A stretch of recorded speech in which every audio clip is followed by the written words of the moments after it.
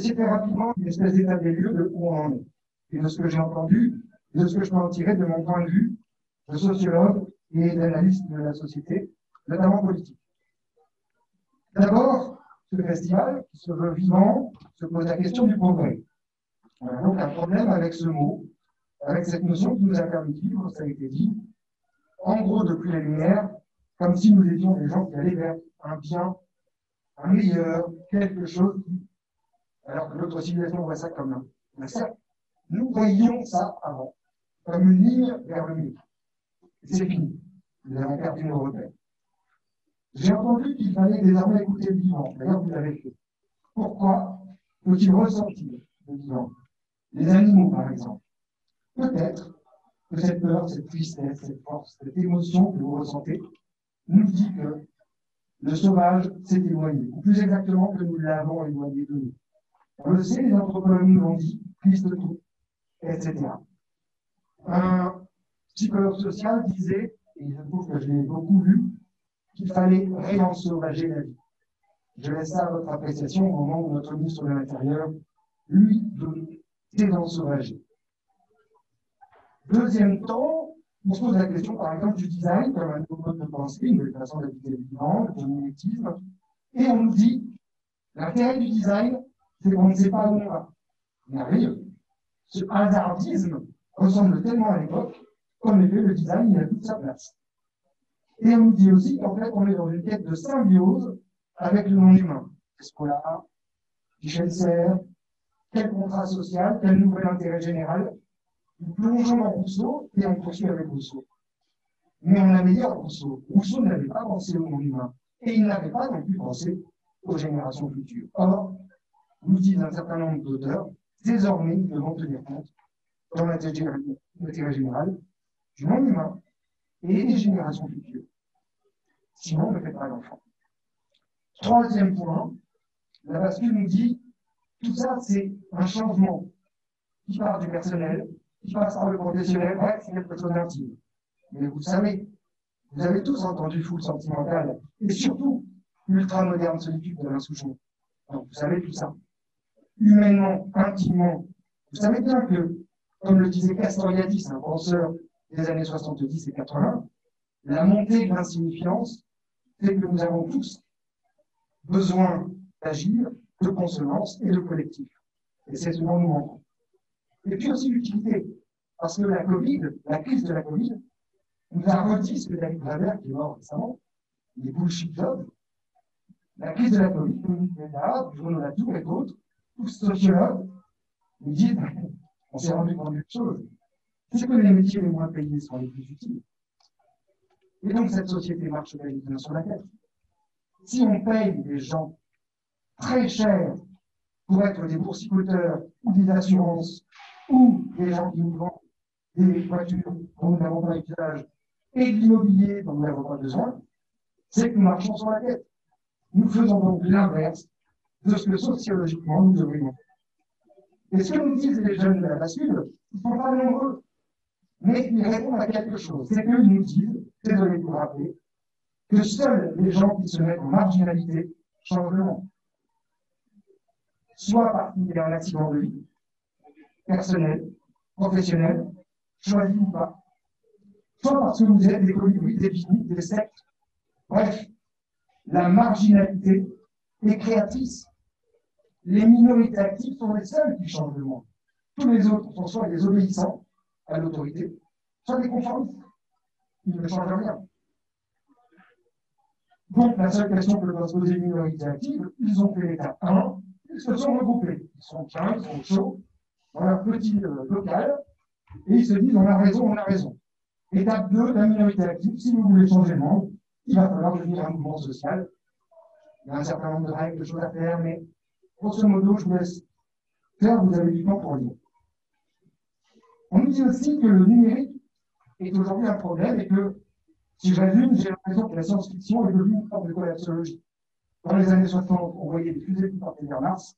Aujourd'hui, on veut coloniser Mars pour échapper à la planète Terre. Le rétrofuturisme est devenu un style. Alors, je ne cacherai pas que j'ai l'impression que c'est plus une nostalgie qu'un style. Et que les virus, qui étaient encore il y a quelque temps virus informatiques, c'est eux qu'on avait peur le plus au jour le jour, sont devenus une réalité sociale, concrète, forte.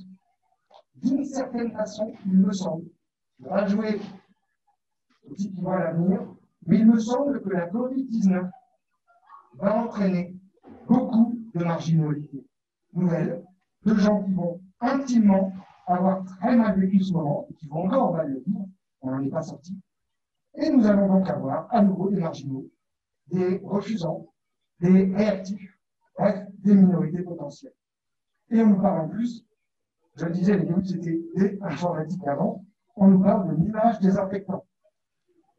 Nous tous qui avons des clouds un peu partout, avec des photos dessus, on voit bien de quoi il est question. Bref, tout cela est bien joli.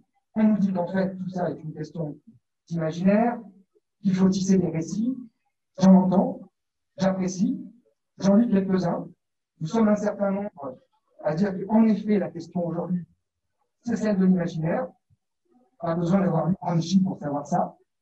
Mais j'ai entendu que la biocratie, c'était l'âge de l'anthropocène plus les droits du vivant. J'ai entendu qu'en 2050, on arrêtait de séparer les choses, on sortait du cartésianisme, maître et possesseur de la nature, et on apprend à relier, à réunir. Je vais y revenir. Je vous conseille de prendre contact avec l'Institut des futurs souhaitables. Nous faisons ça une fois par an. Nous allons à Delft inventer 2040 à une cinquantaine. Vous n'auriez plus de votre place. Et là, relier, réunir. Moi, je suis sociologue, j'ai travaillé sur le religieux notamment, sur le politique, sur l'extrême droite, sur la propagande fasciste. Il y a une vieille histoire là. C'est celle du religaré. Le reliant, c'est le religaré, benveniste. Le religieux, bref, le politique. On a toujours cette vieille histoire qui nous revient. On ne sait plus très bien à quel religaré se vouer. Et on nous dit, pour le monde suivant, l'information, il faudrait qu'elle soit plus mieux, qu'elle permette l'avenir, qu'elle soit génératrice d'impact. Alors j'avais fait une grosse étude avec un cabinet parisien sur la malinfo. On avait même publié un livre sur la question. On demandait aux gens, 3 fois par jour, comment vous vous informez, comment vous vous sentez. Et on avait donc fait le comparatif. Les gens nous faisaient le comparatif entre la malbouffe, qui était un thème très fort à l'époque, 2005, et la malinfo. C'est pas tant que l'info est méchante, c'est qu'on la consomme de plus en plus n'importe comment. On fait ce qu'on appelle une foire à l'information. On n'a jamais été aussi informé. Aucun être humain n'a eu autant de capacité de s'informer. Mais nous ne comprenons plus du tout le monde. Plus du tout. Quand vous allumez votre téléviseur et que vous voyez un bus qui plombe, vous ne savez jamais si c'est à Aubervilliers, à Jénine, à Bagdad, en Israël ou ailleurs. Et vous ne savez pas pourquoi le bus plombe. Qui a mis le feu? Pourquoi il a mis le feu? Alors avant, on avait moins d'infos, et puis on avait plus d'idéologues qui nous expliquaient pourquoi le bus plombe. Aujourd'hui, on a moins d'idéologues, mais on est perdu. Je reviens à Castoriadis, la montée de l'insignifiance. Nous ne donnons plus de sens aux éléments. Et on nous dit que les médias, les journalistes ont une responsabilité. Alors là, je vais faire un parallèle. Vous avez parlé toute la journée d'hier d'autres personnes qui ont une responsabilité éminente. Ce sont les entreprises, les employés, leurs dirigeants. Oui, bien sûr, les médias écrivent l'agenda du temps présent. Bien sûr, ils nous racontent le temps de notre temps. Évidemment qu'ils ont un impact. Et les entreprises n'ont pas d'impact. Elles donnent à voir ce qui est possible, techniquement, intelligemment. Et en plus, on n'a pas le droit de les boycotter. Vous voyez, c'est presque interdit. Donc, je ferai un parallèle fort entre cette responsabilité qu'on voudrait voir chez les journalistes et celle que, indéfiniment, on repousse pour le reste des activités, notamment économiques. Je pense qu'il faut là, clairement, en tant que sociologue, arrêter avec la morale du principe qui nous a foutu le vent depuis Kant et passer à une morale des conséquences. Quand je pose un acte, je ne le pose pas parce qu'il serait bon en soi, et pour soi, comme dirait Hegel. Je le pose et je l'assume parce qu'il a telle conséquence. Et en fonction de cette conséquence, je peux éventuellement en tirer moi-même des conséquences, voire me les voir reprocher. Cette morale des conséquences nous permettrait d'avancer, je dirais, un petit peu vers, notamment sur la question de l'art, de la culture, quel rôle pour la culture? Beaucoup d'artistes disent, mais nous n'avons pas de rôle, nous avons un rôle d'artiste, comme des journalistes d'ailleurs, ça a été dit tout à l'heure. Nous avons une éthique, nous avons une charte. Ok, merveilleux. Vous savez, chaque milieu a ses habitudes, et toutes les habitudes mènent au statu quo. C'est ça qu'on nous apprend quand on est un peu sociologue. Le statu quo, c'est en gros exactement ce qui aujourd'hui est le refuge de tous ceux qui refusent de voir ce qui est devant nous.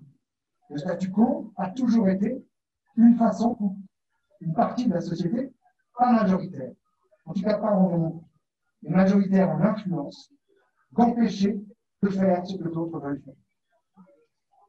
Je conclue rapidement avec les re. En fait, on a parlé de re. On a parlé de reconversion de l'économie vers l'écologie. En réalité, il y a là plein de choses qui se jouent. Vous aurez remarqué que économie et écologie ont la même racine, le oikos, la maison.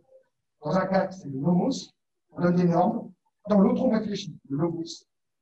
Et c'est vrai qu'on est peut-être dans une société. On va plus réfléchir à la façon dont elle gère sa maison avant de se donner des normes qui, en plus, n'ont plus aucun impact sur l'économie réelle. Il y a le redirection. On a parlé de redirection, notamment de la comptabilité, de la façon de compter ou de faire l'industrie. Rediriger cette industrie. On a parlé, bien entendu, et notamment cet après-midi, de reconnexion au vivant, au sauvage. Je le redis, lisez Serge Moscovici. Il faut réensauvager la vie. Sinon, évidemment, nous allons mourir, entourés de choses tristes. Et nos enfants aussi. Et puis, nous avons parlé de régénérer. À la fois les milieux, bien sûr, parce qu'on s'en préoccupe, mine de rien, 4% seulement des animaux sur la surface de la planète sont sauvages. 4%. Nous avons presque éradiqué l'ensemble du sauvage. Tout le reste, ce sont des poulets, des bœufs et des porcs que nous élevons pour les manger. Tout le reste. Un livre vient de paraître qui s'appelle Carnage, qui explique ça très bien. Un peu de façon à vous, mais il en faut aussi. Donc, nous voulons régénérer les milieux parce qu'on vit dedans, en tout cas pas loin. Il faut aussi régénérer et surtout peut-être les récits. Pourquoi cela? Parce qu'en sociologie, en anthropologie, dans l'histoire humaine de la nature, mais aussi l'histoire humaine en dehors de la nature, nous savons bien que nous créons du sacré à partir, nous recréons sans arrêt du sacré. À partir de nos modes de vie, à partir de normes que nous édictons, et c'est bien de normes qui est une question, et aussi à partir de valeurs qui sont en lien avec ces normes. Bref, nous faisons des récréations. Et toutes les sociétés ont besoin de récréation. Les fêtes corroborées, les carnavals. Nous sommes à un moment de l'histoire de nos sociétés où nous sommes proches d'un effondrement. En tout cas, 65% d'entre nous le pensent. La catastrophe est pour dans 20 ans maximum. 65%, une majorité. Nous sommes donc majorité. Nous avons donc besoin d'une récréation, et ça a été dit, cette récréation doit être dans l'ordre du sacré, c'est-à-dire dans l'ordre du politique, du religaré. Donc il faut monter au niveau de cela.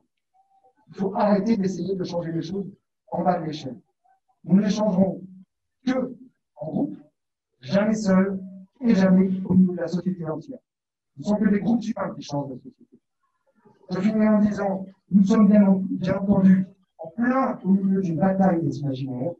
Cette bataille est menée par toute une partie de la société qui ont fait ses choix et qui a inondé les récits, la culture, les médias, les réseaux sociaux, les séries télévisées et les films. Vous savez bien de quoi? De zombies, de mafieux, de vampires et de Moyen-Âge. Voilà le mainstream qui habite nos cerveaux majoritairement. Tant que nous n'aurons pas des contre-productions, des éléments à poser face à cette vision-là du monde, à Game of Thrones et aux zombies, plus de 50 séries télévisées majeures ont des zombies à l'intérieur. Même des films en télévision.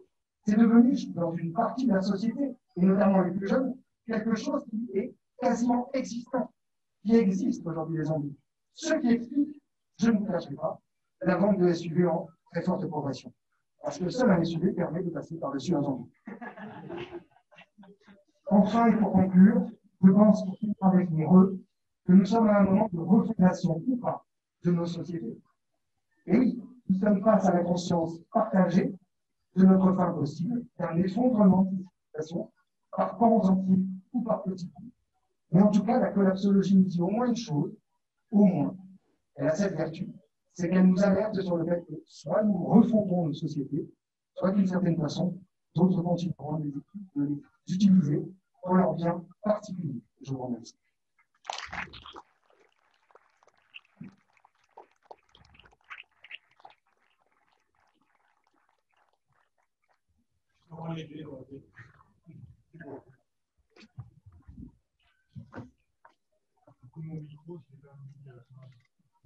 Oui, mais nous nous connaissons depuis fort longtemps et nous sommes immunisés de tous nos anticorps très anciens. Merci Erwan beaucoup pour cette intervention finale, et beaucoup d'énergie, beaucoup de pistes. Je suis ravie de la diversité qui s'est exprimée dans les positions, dans les compétences, dans les contrastes qui sont apparus très fortement entre l'univers de Camille de Toledo et Dominique tout à l'heure. On a vraiment eu une très forte germination. Et je ne vais pas du tout être longue, mais je vous remercie d'avoir été aussi attentif, aussi enthousiaste. Et je voudrais remercier ceux qui ont permis au niveau technique, Christian Razilovici qui va nous permettre de revoir toutes ces séquences. Jean-Jacques, un grand merci parce que vraiment, vous avez été très soutenu. Thomas à la technique, avec Kevin qui a été vraiment efficace. Et Gaude, cette fois, j'aimerais vous voir devant nous tous, grand architecte de cette réunion. Merci infiniment, Gaude, pour tout ce travail formidable qui a permis beaucoup de fluidité. Donc, un immense merci. C'est vraiment avec ces actions très fluides ont été réalisées par les étudiants, par les uns et les autres, et Sébastien qui est venu de Boîte-Noire, que cet événement a pu se tisser. Les animateurs sont plus ou moins les partenaires de l'événement. C'est donc des assemblages. Et je dirais, nous, on a découvert depuis quelques mois que Take for Life était une sorte d'assembleur finalement, parce que le vivant procède de cette manière, assemblé, intégré. Je vous rappelle que les virus ont produit notre ADN. Nous sommes un cimetière d'ADN viral. Donc, nous sommes de l'assemblage. Alors, quelques rendez-vous simplement parce qu'ils m'ont été demandés. Déjà, vous avez entendu hier, pour ceux qui n'étaient pas là, je le répète, la fête à Pigou, vers le mois de mars ou avril, avec Mathilde Giraud, eh bien, nous allons parler de la mort, des externalités, qu'elles soient positives ou négatives. Nous ne voulons plus entendre ce terme qui a un siècle, qui a été inventé par Arthur Cécile Pigou. Et donc, nous allons faire la fête à Pigou avec beaucoup de joie pour passer à un autre monde. Donc, vous serez tenus informés de la date. Mais beaucoup plus près de nous, et là aussi, ça m'a été demandé par Sylvie Caruso-Cannes de SNCF Réseau, eh bien, un rendez-vous en ligne pour que nous puissions essayer de voir quels fruits sont apparus, ont germé, parce qu'en fait, finalement, cette germination à l'automne, c'est peut-être déjà des fruits. Qu'est-ce que vous voulez faire pour la suite? Qu'est-ce qu'on peut soutenir, nous, avec notre petite structure, mais avec les 20 partenaires qui sont avec nous, pour envisager, voir ce qui apparaît comme ligne de force, comme envie de poursuivre. Donc, notez bien, 18 octobre, de 10h à 12h, un rendez-vous en ligne que Sylvie organisera, peut-être avec d'autres personnes qui ont manifesté leur envie d'y être. Et puis, une troisième chose, et ça c'est inspiré par Sébastien et Gabriel à Boîte-Noire, c'est cette cartographie des liens. Il se fait que j'étais à Cerisy avec notre grand écrivain que je n'ai pas encore salué, donc Olivier qui est au fond de la salle. Nous avons fait des mycéliums qui relient les personnes par leurs compétences, par leurs envies, par leurs projets. Et c'est un peu la même chose. Mais ce qui m'inspire beaucoup, c'est le fait que nous avons besoin de nous représenter cette cartographie qui est celle de notre événement. Et j'aimerais beaucoup qu'on s'y essaye peut-être en amorçant ce travail-là le 18 octobre. Qui a envie de faire quoi? Ça relie des personnes. Qu'est-ce qui a résonné pour vous? Voilà, vous allez recevoir un questionnaire. On va voir justement les alliances qui se tissent entre les uns et les autres et faire apparaître comme cela des couleurs de reconnaissance, de mutuelle, et donc peut-être la possibilité de construire ce qui était l'ambition de ce festival vivant, qui est la dimension de coalition d'acteurs. Eh bien, un grand merci. Je n'en dis pas plus, mais je suis ravie de l'énergie qui s'est dégagée de ces 2 jours. Et je vous souhaite un très bon week-end, un très bel automne. Et beaucoup de fruits.